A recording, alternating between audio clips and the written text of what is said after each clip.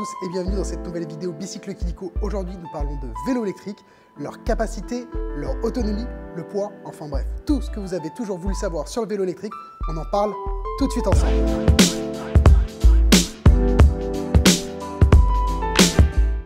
Alors lorsqu'on souhaite acheter un vélo électrique, eh bien, il y a trois questions à se poser. La première, c'est quelle est son utilisation? Allez-vous utiliser votre vélo en ville, en dehors de la ville, éventuellement même pour aller faire des trails de montagne? Eh bien, effectivement, ce ne sera pas le même type de vélo en fonction de votre utilisation. Enfin, la deuxième question à se poser, eh bien, c'est quelle autonomie ai-je besoin? Allez-vous commuter proche de chez vous ou alors tout simplement vous allez faire des longues sorties la fin de semaine de plusieurs dizaines de kilomètres? Et enfin, la troisième question, quel est votre budget? Vous pouvez commencer avec des vélos électriques de très bonne qualité à partir de 2000 $ et évidemment, on peut se gâter avec des modèles beaucoup plus dispendieux. Alors qu'est-ce qui différencie un vélo électrique d'un vélo traditionnel? Eh bien c'est son moteur. Alors il existe deux grandes catégories, le moteur au pédalier comme ici et le moteur à la roue arrière. Qu'est-ce qui va différencier ces deux modèles? Eh bien c'est l'agrément. Le moteur au pédalier va être plus silencieux, notamment les modèles qui sont équipés à courroie. Deuxièmement, eh bien, ça va être un fonctionnement plus fluide avec une sensation de pédalage beaucoup plus naturelle.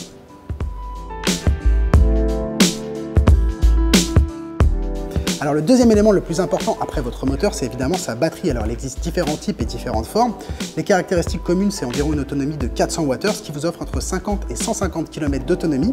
Bien sûr, ça va varier en fonction du terrain sur lequel vous roulez et évidemment le niveau d'assistance que vous utilisez.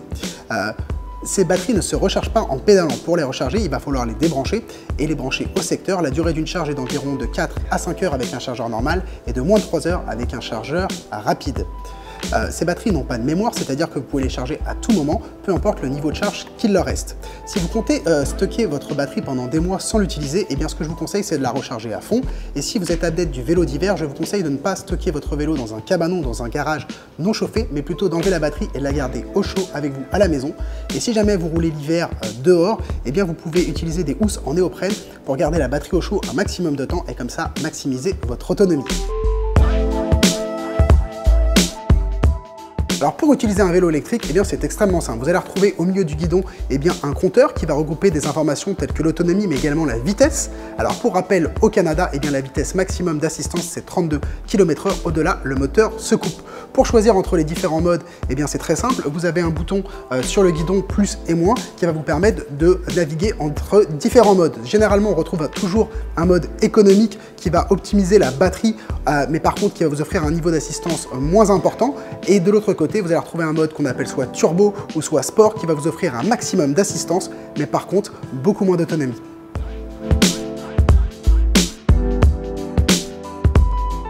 Voici maintenant quelques accessoires indispensables pour votre vélo électrique. En premier lieu, eh bien, une selle. Cette selle est directement créée pour les vélos électriques avec une forme spécifique et un rembourrage spécifique, mais également une poignée à l'arrière pour vous aider à le déplacer. Il faut savoir qu'un vélo électrique, c'est plus lourd qu'un vélo traditionnel. En moyenne, on est entre 40 et 50 livres, donc cette poignée sera la bienvenue pour transporter votre vélo. Un autre accessoire axé sur le confort, eh bien, c'est la tige de selle avec un amortisseur intégré. Un vélo électrique, généralement, vous avez une position qui est plus droite, et puis comme le vélo est plus lourd, on ressent parfois plus les vibrations ou les chocs à l'arrière. Donc avec ce type de produit, eh bien, vous serez plus confortable pendant des heures. Enfin, un accessoire qui lui n'est pas recommandé mais indispensable, eh bien, c'est le casque. En effet, en vélo électrique, le port du casque est obligatoire. Donc pensez bien, lorsque vous magasinez votre vélo électrique, à rajouter un casque dans votre panier. Pour l'entretien et la maintenance de votre vélo électrique, eh bien, ce n'est pas plus compliqué qu'avec un vélo traditionnel.